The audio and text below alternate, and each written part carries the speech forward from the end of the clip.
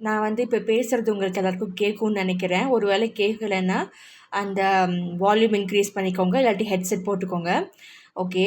அம் so இன்னைக்கு வந்துட்டு நான் எதை பற்றி பேச வந்திருக்கேன் அப்படின்னா, இது ரொம்ப இம்பார்ட்டண்ட்டான விஷயம். இது திரும்ப திரும்ப ரிப்பீட்டட் பேட்டர்னாக பார்த்துட்ருக்கேன். ஸோ அதனால நான் அதை சொல்லியே ஆகணும் அப்படிங்கிற மாதிரி நான் வந்திருக்கேன். ஸோ வந்துட்டு இந்த ரிலேஷன்ஷிப் பற்றி ஒரு விஷயம் சொல்லணும். ஸோ ரிலேஷன்ஷிப்ஸின் வந்துட்டு ஒரு ஜென்ரலாக எப்படி இருக்கும் அப்படின்னா, 2 சைட்லேருந்துமே வந்துட்டு எஃபர்ட் இருக்கணும். அதுக்கப்புறம் மெச்சூர் திங்கிங் இருக்கணும். இமோஷனல் ஸ்டெபிலிட்டி இருக்கணும். அதுக்கப்புறம் வந்துட்டு இமோஷ்னலி இன்டெலிஜென்ட்டாக இருக்கணும். மெச்சூர்டாக இருக்கணும். ஓகே. இமோஷனல் இன்டெலிஜென்ஸ் வேறு. அதுக்கப்புறம் மென்டல் இன்டெலிஜென்ஸ் வேறு. ஸோ 2த்தையும் ஃபஸ்ட்டு டிஃப்ரென்ஸ் தெரிஞ்சுக்கணும் எல்லோரும்.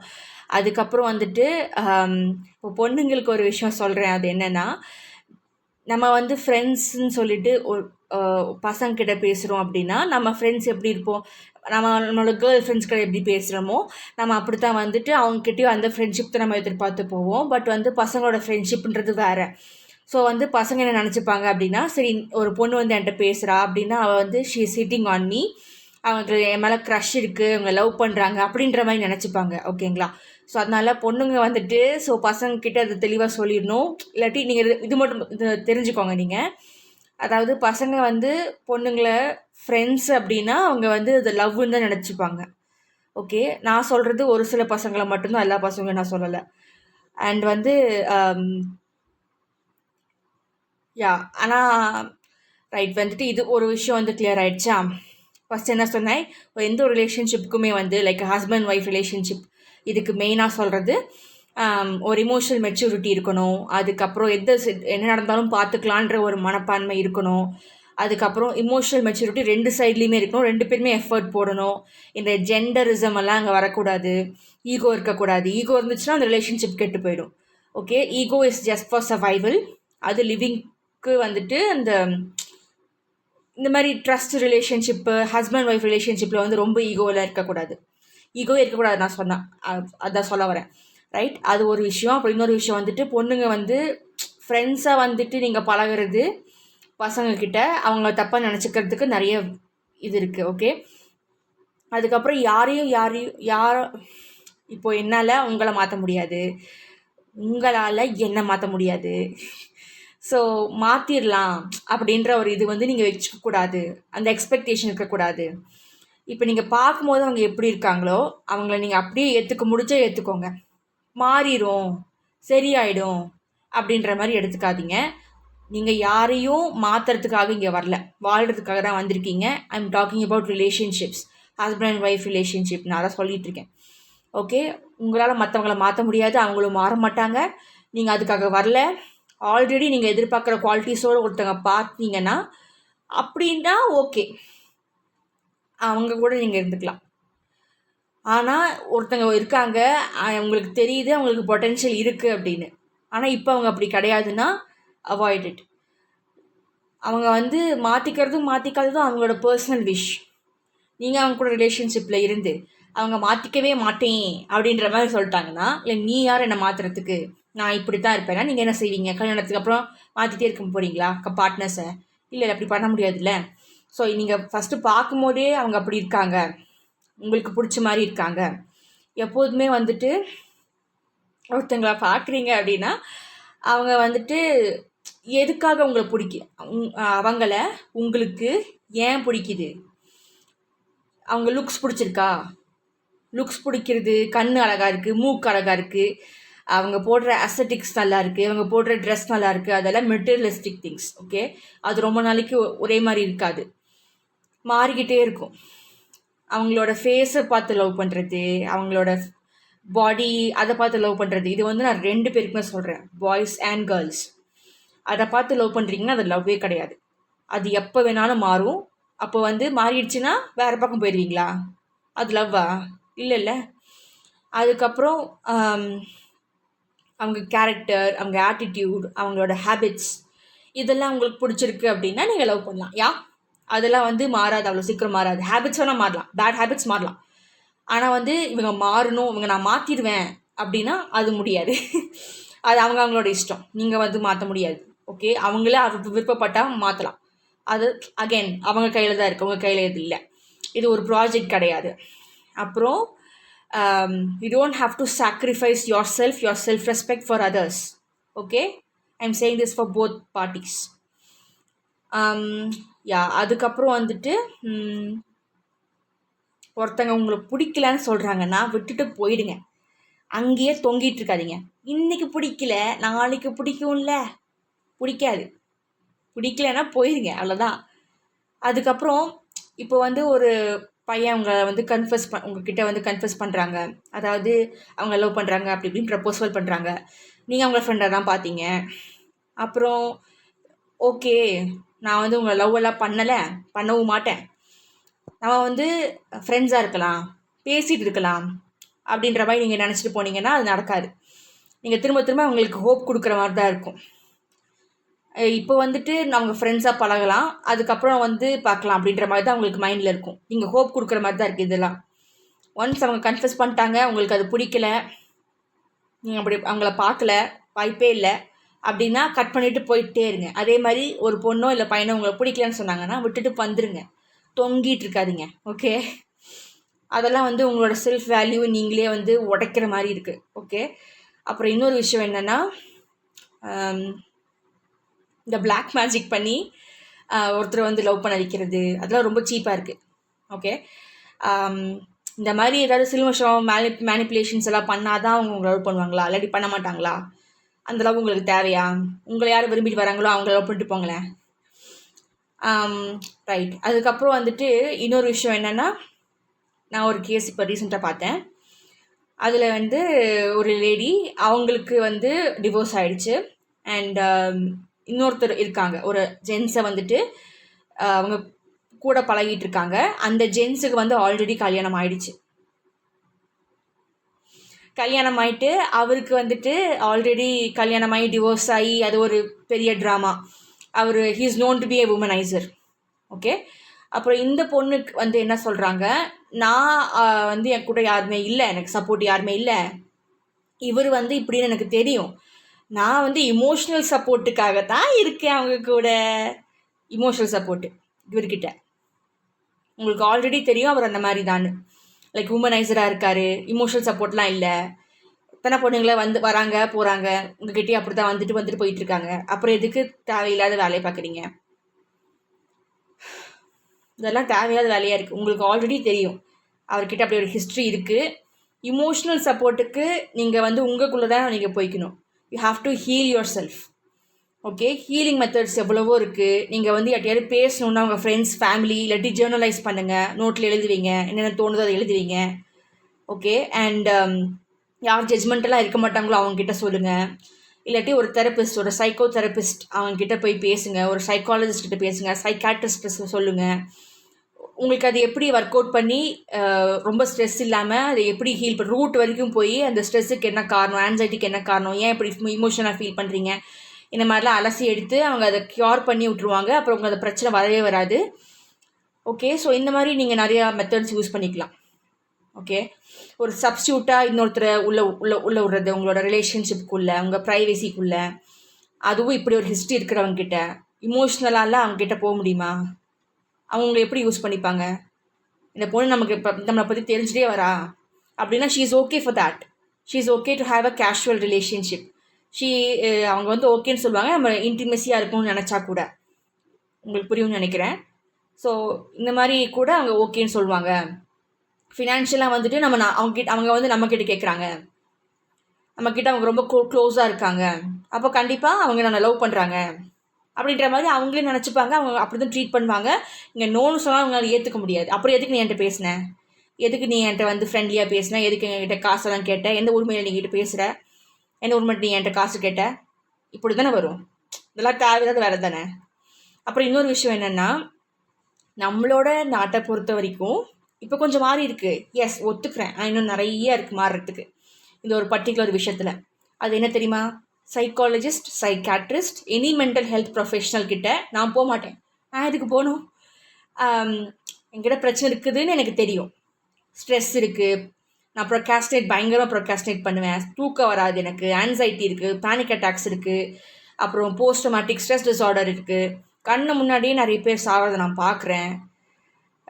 அப்புறம் வந்துட்டு நான் ட்ரக் டிரைவராக இருக்கேன், தூக்கம் வர மாட்டேங்குது, அப்புறம் சரியாக சாப்பிட முடியறதில்ல, இந்த மாதிரி எத்தனையோ பிரச்சனை இருக்குது. ஓகே, அண்ட் வந்துட்டு எல்லாத்துக்கும் இமோஷ்னலாகவும் ரீசன்ஸ் இருக்கலாம். நீங்கள் ஒரு ஹெல்ப் கேட்டால் தான் உங்களுக்கு அது கிடைக்கும். நீங்கள் வந்து போய் கேட்டிங்கன்னா எல்லோரும் உங்களை பைத்தியம்னு நினச்சிடுவாங்க, உங்களோட சோஷியல் ஸ்டேட்டஸ் இறங்கிடும், உங்கள் கெத்து இறங்கிடும். இப்படியெல்லாம் யோசிச்சுட்டு இருந்தீங்கன்னா எதுவும் மாற போகிறதில்ல. நீங்கள் அதே பிரச்சனையை வச்சுட்டு அது உங்களுக்குள்ளேயும் வச்சுக்கிட்டு அது உங்களுக்கும் பிரச்சனையாயிட்டு மற்றவங்ககிட்டையும் அந்த பிரச்சனையை வந்து நீங்கள் சொல்ல முடியாமல் கஷ்டப்பட்டுட்டு அவங்களும் உங்களால் கஷ்டப்பட்டுட்டு நீங்கள் ஏன் இப்படி பிஹேவ் பண்ணுறீங்கன்னு தெரியாமல் அவங்க வந்துட்டு இருப்பாங்க. அவங்க குழப்பத்தில் இருப்பாங்க. அவங்களுக்கு அது ட்ராமாவாக இருக்கும், ட்ராமாவாக மாறிடும். அதுக்கப்புறம் உங்களுக்கு அப்புறம் வரப்போகிற உங்களோட சந்ததிகள் அவங்களுக்கும் நீங்கள் அதை அப்படியே உங்களுக்கே தெரியாமல் பாஸ் ஆன் பண்ணிகிட்டே போய்வீங்க. அதே விஷயத்த அவங்களோட டிஎன்ஏ வழியே அவங்களுக்கு இறக்கிட்டே போவீங்க. அந்த ட்ராமாவை, அந்த ஆன்சைட்டியை, அந்த பேனிக்கை, அந்த உங்களோட பிரச்சனையை அப்படியே அவங்கக்கிட்ட போகும், கான்ஷியஸ்லி ஆர் அன்கான்ஷியஸ்லி. இத்தனை பிரச்சனையை பார்க்குறதுக்கு நீங்கள் போய் ஒரு ஹெல்ப் கேளுங்க. அதில் என்ன குறைஞ்சி போயிடுவீங்க? உங்கள் பிரச்சனை உங்களுக்கு சால்வ் ஆகிடும், கம்ப்ளீட்டாக சால்வ் ஆகிடும், பெட்டர் லைஃப் உங்களுக்கு கிடைக்கும், குவாலிட்டி ஆஃப் லைஃப் இம்ப்ரூவ் ஆகும். ஓகே, ஸோ அதனால மென்டல் ஹெல்த் ப்ரொஃபஷனல்ஸை போய் கன்சல்ட் பண்ணுறத வந்து ஒரு தப்பு, நம்ம மற்றவங்கெல்லாம் நம்மளை பைத்தியம் நினச்சிடுவாங்க, என்ன மாதிரி ஒரு தாட் ப்ராசஸ் அதெல்லாம். ஓகே, உங்களோட ஹெல்ப் உங்களுக்கு வேணும், உங்களுக்கு அந்த ஹெல்ப் வேணும், நம்மளுக்கு என்ன பிரச்சனை இருக்குது, இது வந்து வெளியே வரணும்னா நீங்கள் போய் தான் ஆகணும். ஓகே, வேறு எந்த சப்ஸ்டியூட்டும் கிடையாது. You have to deal with what you are carrying, you have to deal with your consequences, there are no short cuts. Okay, அப்புறம் இந்த ஸ்டிக்மா ஒரு விஷயம் இருக்குது.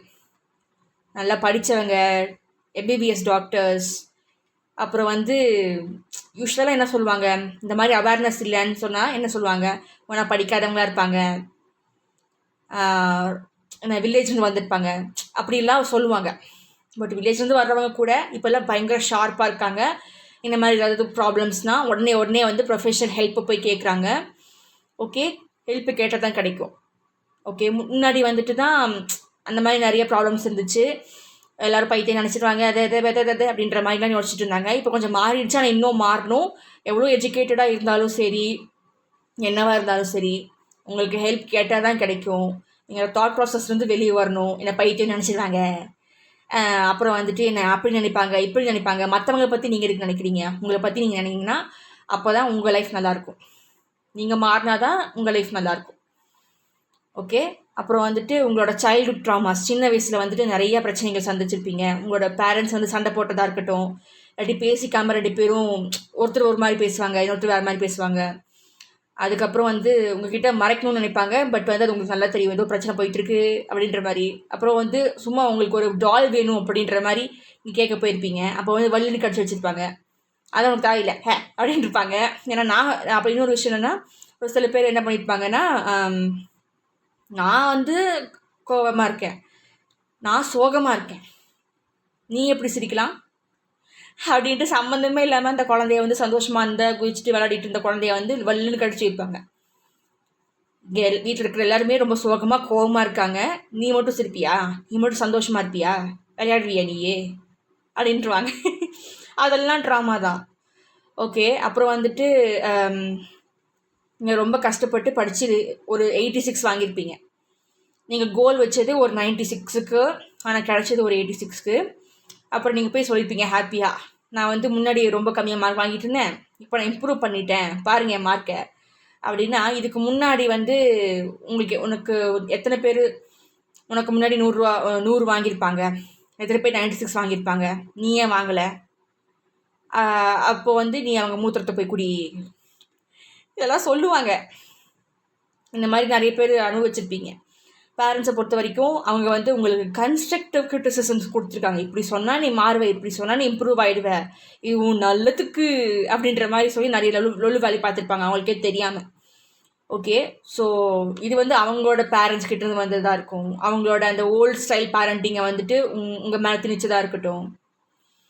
ரைட், இந்த மாதிரி நிறைய விஷயங்கள் இருக்குது, பேசிட்டே இருக்கலாம். பட் நான் சொல்ல வந்த விஷயம் உங்களுக்கு புரிஞ்சிருச்சு இல்லையா?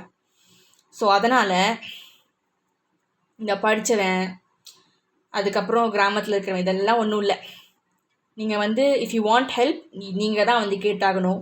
அப்புறம் இந்த ஸ்டிக்மா ஆஃப் மென்டல் ஹெல்த் ப்ரொஃபஷனல்ஸை போய் கன்சல்ட் பண்ணால் நம்மளை பைத்தியம் நினச்சிடுவாங்க, நம்ம ஃப்ரெண்ட்ஸ் நம்மக்கிட்ட பேச மாட்டாங்க, நம்ம ரிலேட்டிவ்ஸ் நம்மக்கிட்ட ரொம்ப வித்தியாசமாக நடந்துப்பாங்க, நம்மக்கிட்ட மரியாதையும் நடந்துக்க மாட்டாங்க. இந்த திங்கிங் எல்லாம் விட்டுருங்க. ஓகே, நீங்கள் வந்து கேட்டால் தான் உங்களுக்கு ஹெல்ப் கிடைக்கும். அவங்க வந்து கடைசி நிமிஷத்து வரைக்கும் உங்களுக்கு எல்லா விஷயத்தையும் வந்து ஊட்டி கொடுத்துட்ருக்க மாட்டாங்க. ஃப்ரெண்ட்ஸ் எல்லாம் வந்து என்ன பண்ணிகிட்ருக்கேன், நீ என்ன ஃபீல் பண்ணுற, இந்த மாதிரி ஒரு சில பேர் இருப்பாங்க. ஒரு சில பேர் வந்துட்டு அப்படியா அப்படிங்கிற மாதிரி கணக்கெல்லாம் பேசிடுவாங்க. உங்களுக்கு ரொம்ப பேனிக் அட்டாக்காக ஒரு மாதிரி பால்பிட்டேஷனாக இருக்குது, படப்படான்னு இருக்குது அப்படின்னு சொன்னீங்கன்னா அவங்க வந்துட்டு அது கேலி பண்ணி சொல்லிடுவாங்க. உங்கள் கஷ்டத்தை வந்து அப்படியே ஒரு காமெடி மாதிரி கொண்டு வந்துடுவாங்க. ஏன்னா அவங்களுக்குனால டீல் பண்ண முடியாது, ஏன்னா அவங்க எக்ஸ்பர்ட்ஸ் கிடையாது. எக்ஸ்பர்ட்ஸ் யாரோ அவங்ககிட்ட நீங்கள் வந்து பேசணும், அப்போ தான் உங்களுக்கு கிடைக்கும், சொல்யூஷன் கிடைக்கும். ஓகே, ஸோ அந்த ஒரு ஸ்டிக்மாவை நீங்கள் எடுத்துருங்க. நம்ம அதை தப்பாக நினச்சிடுவாங்க, மற்றவங்க என்ன வேணால் நினச்சிட்டு போட்டோம், உங்கள் லைஃப் தான் உங்களுக்கு முக்கியம். ஓகே, மற்றவங்க வந்து உங்களை பற்றியே யோசிச்சுட்டு இருக்க மாட்டாங்க. உங்களுக்கு என்னன்னாலும் அவங்களுக்கு பெருசாக ஒன்றும் இருக்க போகிறதில்ல, அவங்களுக்கு எந்த லாஸும் கிடையாது. உங்கள் லைஃப் தான் லாஸ்ட் ஆகும், உங்களோட ஆப்பர்ச்சுனிட்டிஸ் லாஸ் ஆகும், உங்களோட கரியர், ஹெல்த், ரிலேஷன்ஷிப்னு எல்லாமே ப்ராப்ளமேட்டிக்காக வரும் ஒரு இடத்துல பாதிக்கப்பட்டுச்சுன்னா. ஓகே, ஒரு பிரான்ச் அவுட் மாதிரி ஆகும். ஓகே, அதனால தான் சொல்கிறேன், நீங்கள் ஒரு விஷயத்த கிளியர் பண்ணால் கூட எல்லாமே கிளியர் ஆகிறதுக்கு வாய்ப்பு இருக்குது. அண்ட் நிறைய பேர் வந்து என்கிட்ட சக்ரா கிளென்சிங், இந்த அக்குபஞ்சர், அக்குப்ரெஷர், ரைக்கி இதெல்லாம் வராங்க. அவங்க ஒரே செஷனில் ஓடி போயிடுவாங்க. கேட்டால் நான் தான் நீங்கள் சொன்ன மாதிரி ரைக்கி பண்ணிட்டேன்ல, சக்ரா கிளென்சிங் பண்ணிட்டேன்ல, நீங்கள் சொன்னீங்க நான் பண்ணணும்னு நான் பண்ணிட்டேன். ஒரு செஷன் பண்ணாலே எனக்கு எல்லாம் சரியாயிடும். 25 வருஷமாக 30 வருஷமாக இருந்த என்னோடய ப்ராப்ளம் எல்லாம் ஒரு செஷனில் சரியாயிடும்.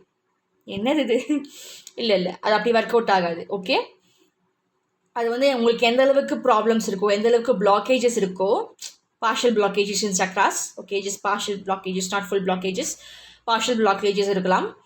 அதுக்கப்புறம் உங்களோட அந்த மசில் டென்ஷன், அதுக்கப்புறம் கை வலிக்குது, உடம்பு வலிக்குது, அதுக்கப்புறம் எனக்கு வயிறு சரியில்லாமல் இருக்குது, கண் வலிக்குது, அப்புறம் முடி அதிகமாக கொட்டுது, இது எல்லாத்துக்கும் அக்குபஞ்சர், அக்குப்ரெஷர், அப்புறம் எனர்ஜி ஹீலிங்க்கு ரைக்கி, எல்எம்எஃப்ஆ, இது எல்லாத்தையுமே வந்துட்டு உங்களோட ப்ராப்ளம் எந்தளவுக்கு சிவியாரிட்டியாக இருக்கோ அதை வந்து போகிற வரைக்கும் நாங்கள் இந்த செஷன்ஸ் பண்ணி தான் ஆகணும், நீங்கள் கோஆப்ரேட் பண்ணி தான் ஆகணும். ஓகே, ஒரே செஷனில் போகிறது கிடையாது. ஆல்ரைட், அப்புறம் இன்னொரு விஷயம் என்னென்னா,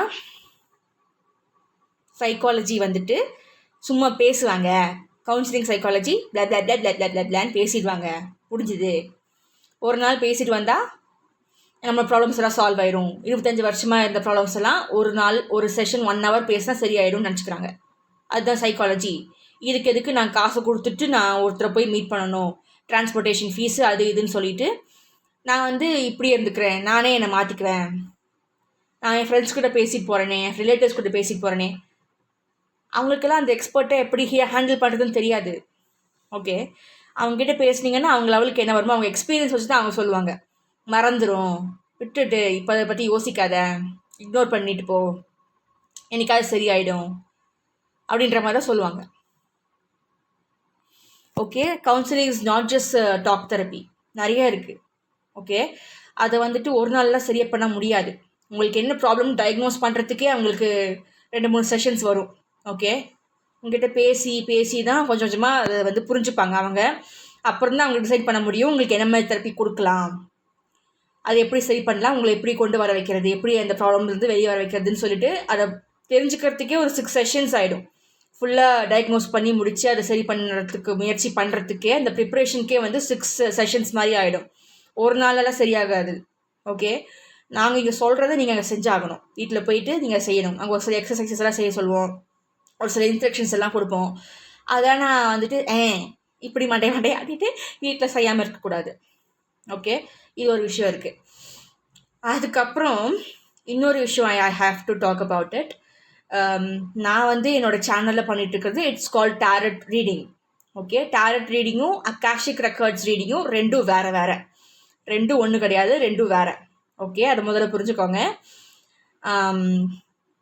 ஸோ ஒரு சின்ன இது என்னென்னா, ஃபஸ்ட் நான் வந்து டேரட் ரீடிங்னா என்ன, அக்காஷிக் ரீடிங்னா என்னன்னு முதல்ல தெளிவாக சொல்லிடுறேன். ஓகே, ஸோ அக்காஷிக் ரெக்கார்ட் ரீடிங்னா நம்மளோட சோல் ஜேர்னி, நம்ம வந்து பிறந்ததுலேருந்து நம்ம என்னென்ன மாதிரி சுச்சுவேஷன்ஸை ஃபேஸ் பண்ணுவோம். அதுக்கப்புறம் என்ன மாதிரி நம்ம வந்து பிஹேவ் பண்ணுவோம், நம்மளுக்கு என்ன மாதிரி சுச்சுவேஷன்ஸ் அமையும், இதெல்லாமே வந்து நம்ம பிறந்ததுலேருந்து கடைசி வரைக்கும் soul imprint, soul blueprint அப்படின்ற மாதிரி ஒரு விஷயம் இருக்குது, ஒரு மேப் மாதிரி. ஓகே, அதை டேப் பண்ணுறது தான் வந்து அகாஷிக் ரீடிங். ஓகே, அது வேற. அண்ட் டேரட் ரீடிங் கார்ட்ஸ் வச்சு பண்ணுறது. ஓகே, கார்ட்ஸ், டேரட் டெக்ஸ் தான் டூல்ஸை யூஸ் பண்ணுவோம் ஃபார் டேரட் ரீடிங். கார்ட்டோமேன்சின்னு சொல்லுவோம் கார்டு ரீடிங்கை. ஓகே, ஸோ இது வந்து எப்படி பண்ணுறது அப்படின்னா, ப்ரிடிக்ஷன்ஸ் எப்படி ஒர்க் அவுட் ஆகும்னா, இப்போ நீங்கள் ஒரு விஷயம் நான் சொல்கிறது பிடிக்கல, இப்படி தான் இருக்குது உனக்கு, ஃப்யூச்சரில் இப்படி தான் போகும், அந்த ஃப்யூச்சர் உங்களுக்கு பிடிக்கலன்னா நீங்கள் மாற்றிக்கலாம். உங்களோட சாய்ஸஸ், உங்களோட டிசிஷன்ஸ், நீங்கள் ஆக்ஷன் எடுக்கிறது, ரைட்? இது நீங்கள் மாற்றிட்டீங்கனாலே அது மாறிடும். பிடிக்கலன்னா மாற்றிக்கலாம். ஆனால் இப்போதைக்கு உங்கள் எனர்ஜி அப்படி தான் இருக்குது அப்படிங்கிற மாதிரி நாங்கள் சொல்லுவோம் டாரட் ரீடிங்கில்.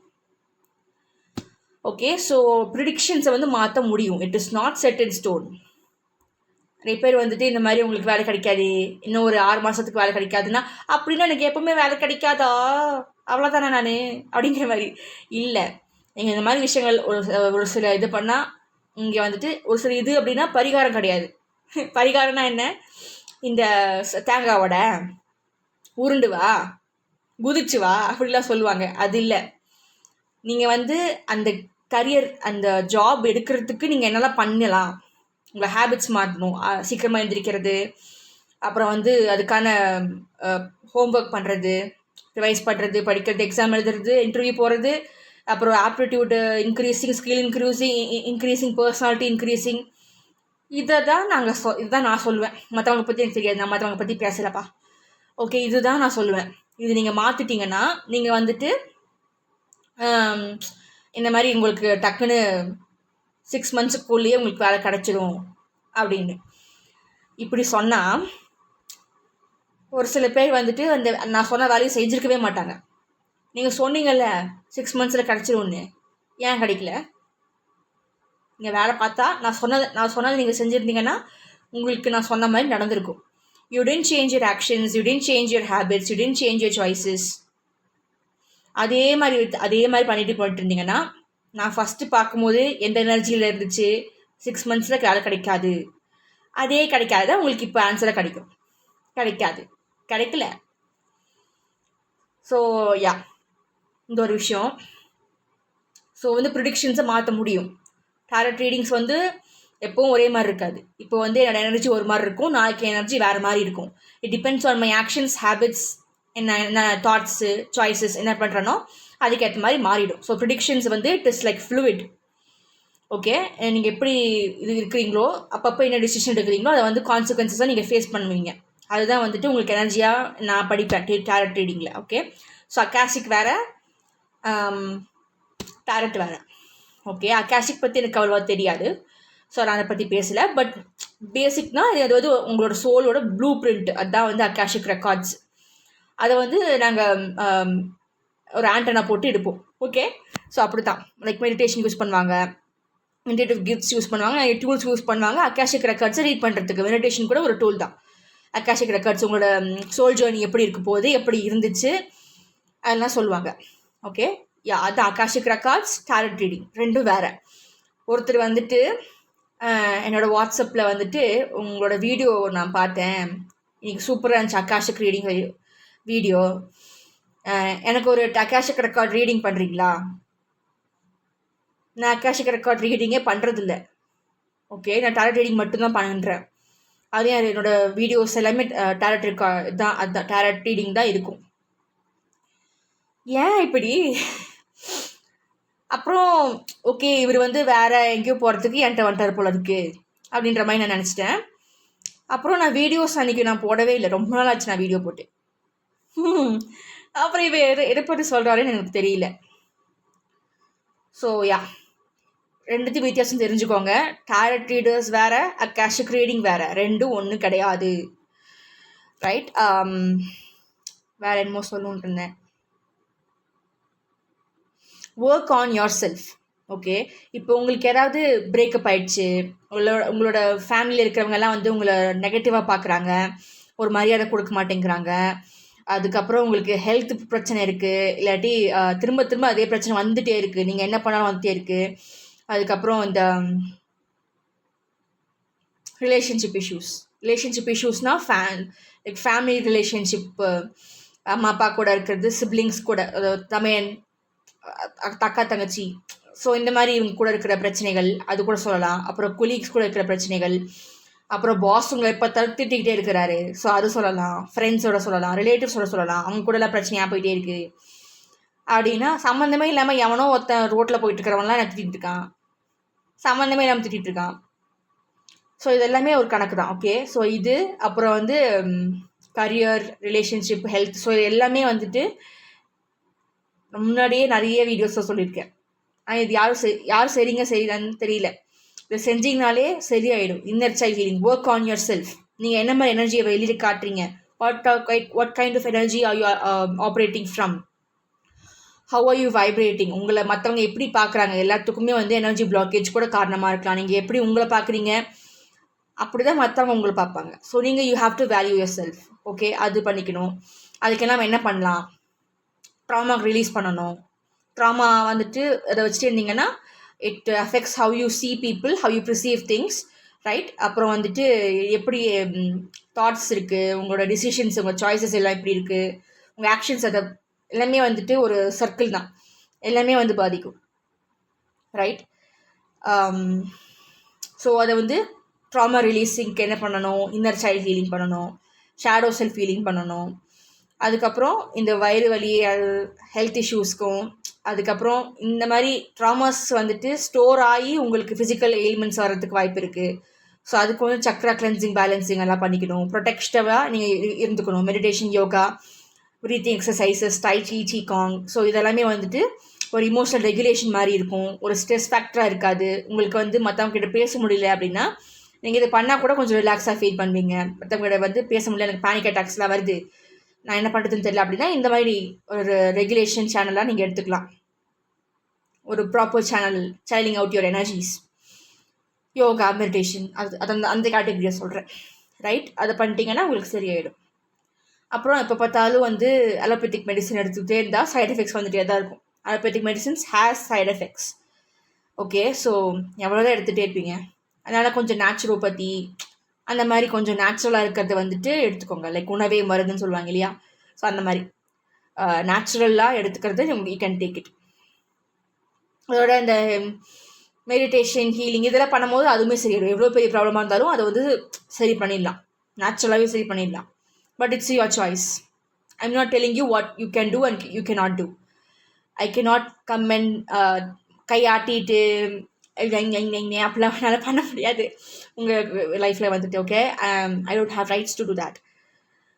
பட் நான் சொல்ல தான் முடியும், செய்கிறது உங்கள் இஷ்டம், right. I think I've covert.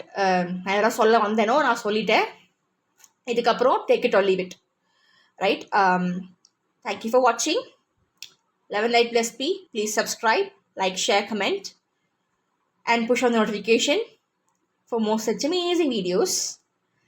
And yeah, again ஒரு சின்ன போனஸ் இருக்குது. அது என்னென்னா கரண்ட் எனர்ஜிஸ், இன்னிக்கோட கரண்ட் எனர்ஜிஸ். ஸோ அப்படி பார்க்கும்போது நிறைய பேர் வந்துட்டு நிறைய ஆப்பர்ச்சுனிட்டிஸ் தேடி போகிறீங்க. உங்களுக்கு எஃபிஷியன்சி இருக்குதுன்னு தெரியும், ஆனால் நிறைய ரெசிஸ்டன்ஸ் இருக்குது. Maybe it is because of childhood traumas and procrastinating problems. ஆனால் வந்து இந்த எனர்ஜி நான் எந்த கான்ஷியஸ் நான் டேப் பண்ணுறேனோ அந்த குரூப் ஆஃப் பீப்புளுக்கு வந்துட்டு நல்ல இம்ப்ரூவ்மெண்ட் இருக்குது. ஆனால் கான்ஃபிடென்ஸ் இல்லை, அவங்களே அவங்களுக்கு ரொம்ப என்னால் பண்ண முடியுமா பண்ண முடியாதா அப்படின்ற மாதிரி தன்னை தானே வந்து தாழ்த்திக்கிறாங்க. அப்புறம் வந்து என்னால் இவ்வளோ தான் பண்ண முடிஞ்சது, இதெல்லாம் ஒரு விஷயமா அப்படிங்கிற மாதிரி நீங்களே உங்களை வந்து குத்த சொல்லிக்கிறீங்க, உங்களே கொட்டிக்கிறீங்க. மற்றவங்க இந்த அளவுக்கு பண்ணியிருக்க மாட்டாங்க, ஆனால் நீங்கள் உங்களை பயங்கரமாக பண்ணிக்கிறீங்க. அது மட்டும் தெளிவாக தெரியுது. அதுக்கப்புறம் மற்றவங்க வந்து உங்ககிட்ட வந்து ஏதாவது கொஞ்சமாக வேறு மாதிரி பேசுகிறாங்க, உங்கள் தாட்டை வந்துட்டு மாற்றுற மாதிரி கொஞ்சம் அந்த இன்டென்ஷனே அவங்க வந்திருக்க மாட்டாங்க, அவங்க பெர்ஸ்பெக்டிவ் தான் சொல்லியிருப்பாங்க. அதை வந்து உங்களுக்கு ஃபுல்லாக என்டையராக மாற்றுற மாதிரி ஆயிருக்கும். In a bad way I'm talking. Okay, யார் வேணாலும் இன்ஃப்ளூயன்ஸ் பண்ணிடலாம், யார் வேணாலும் உங்களை வந்து மேனிபுலேட் பண்ணிடலாம். அந்த மாதிரி ஒரு வீக் மைண்ட் செட்டாக இருக்குது, அதை கொஞ்சம் மாற்றிக்கணும். அப்புறம் வந்துட்டு ரொம்ப ஒரே இடத்துல இருக்கிறமே அப்படிங்கிற மாதிரி. ஸோ எல்லாத்துக்கும் எது காரணம்? இன்னர் சைல்டு ஹீலிங் பண்ணி நீங்கள் வந்து ட்ராமா ரிலீஸ் பண்ணிட்டீங்கன்னா இந்த பிரச்சனை வராது. என்கிட்ட எதுவுமே இல்லை, நான் போதலை, ஐ ஆம் நாட் லவ்ட் அப்படிங்கிற மாதிரி நீங்கள் நினச்சிக்கிறீங்க. That is not true. அதை உடச்சிட்டு நீங்களே வெளியே வரணும். அது உங்கள் கையில் தான் இருக்குது. And invest on your self.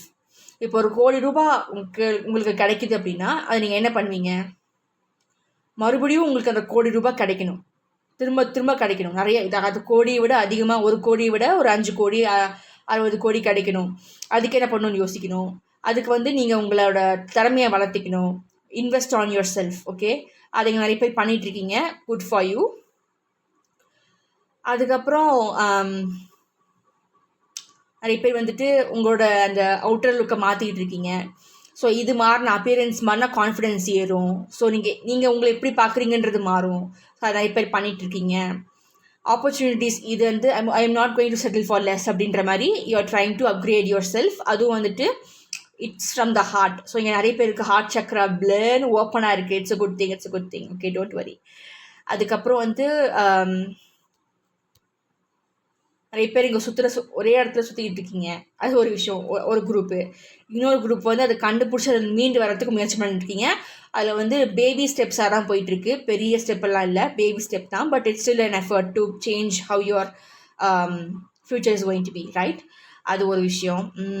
So எல்லாமே இன்டர்னலாக தான் ப்ராப்ளம்ஸ் இருக்குது. இங்கே மெஜாரிட்டி வந்து இன்டர்னல் ப்ராப்ளம்ஸ் தான், எக்ஸ்டர்னலாக ஒன்றும் கிடையாது. அப்புறம் வந்து இன்னொரு விஷயம் என்னென்னா, ஸோ தட்ஸ் இட். அந்த டேரட் ரீடிங் வந்து ஃபார் த டே இதை நான் வந்து பார்த்துருக்கேன். ஸோ தட் அந்த ஒரு கான்செப்ட் முடிஞ்சா. அடுத்து வந்துட்டு என்னோடய ஃப்ரெண்ட் ஒருத்தங்க வந்துட்டு அவங்க வாட்ஸ்அப் அன்சேஞ்சபிள் ஸ்டேட்டஸ் ஒன்று இருக்கும் இல்லையா, லைக் டிஸ்கிரைப் தெம் அப்படின்ற மாதிரி ஒரு விஷயம். ஸோ அதில் வந்து தீதும் நன்றும் பிறர் தர வாரா அப்படின்ற மாதிரி ஒரு இது போட்டிருந்தாங்க. அதுக்கு என்ன அர்த்தம்னு கமெண்ட் பிலோ. பட் அந்த அதுதான் இந்த ஃபுல் இதே. மெஜாரிட்டி வந்துட்டு நிறைய வீடியோஸ்லேயும் அதுக்கான அர்த்தத்தை நான் சொல்லியிருப்பேன். இந்த வீடியோவில் கூட ஆரம்பத்தில் அது என்ன concept, whole concept of this video அதை வந்துட்டு சொல்லியிருப்பேன். ஸோ அதுதான் அந்த தீதும் நன்றும் பிறர் தரவாரா அதுக்கான ஆன்சர். அது என்னன்னு சொல்லிட்டு கமெண்ட் செக்ஷனில் போடுங்க. Okay, be interactive please, and please be respectful, right? I think that's it for real. Thank you again.